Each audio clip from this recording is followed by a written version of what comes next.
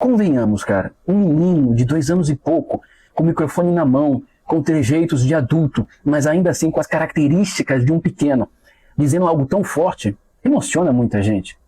Não precisa ser verdade. E aí, diante da emoção, vinha a oferta. Nesse tempo, sua mãe mentia para todo mundo, dizendo que congregava numa igreja chamada Labareda de Fogo, quando na verdade não estava em igreja nenhuma. Sua mãe rodava de igreja em igreja, dando esse testemunho mentiroso do filho. E a regra era bem simples. A igreja que desse uma oferta, eles voltavam. A igreja que não pagasse nada, eles nunca mais voltavam. E que, como eu disse, aí é que entra o pulo da onça. Miguel passou a não só cantar, mas antes de cantar e durante a melodia, como uma espécie de ministração, ele dava um pequeno testemunho. E que testemunho era esse?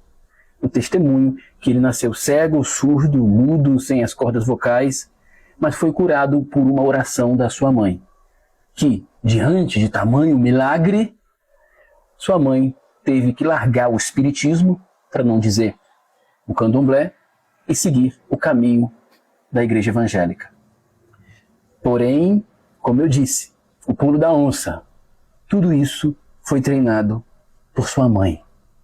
Sua mãe é a grande mentora desse personagem. Miguel, quando ele conta essa história em um podcast, ele não está mentindo. Ele, de fato, quer acreditar naquilo. Hoje, eu tenho para mim que ele passa a se questionar. Mas chegaremos nesse ponto do porquê que ele não diz a verdade.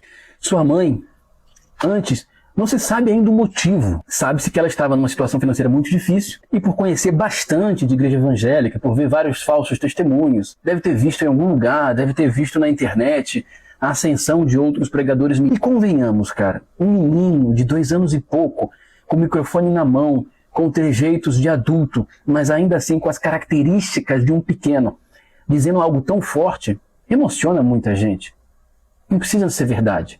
E aí, diante da emoção, vinha a oferta. Nesse tempo, sua mãe mentia para todo mundo, dizendo que congregava numa igreja chamada Labareda de Fogo, quando na verdade não estava em igreja nenhuma. Sua mãe rodava de igreja em igreja, dando esse testemunho mentiroso do filho. E a regra era bem simples. A igreja que desse uma oferta, eles voltavam. A igreja que não pagasse nada, eles nunca mais voltavam. O pequeno Pablo Miguel começa a ficar conhecido nas igrejas pentecostais, pentecostais de Carapicuíba e região. E ainda com 3 aninhos de idade, Miguel participa de um evento na igreja do pastor Marcinho.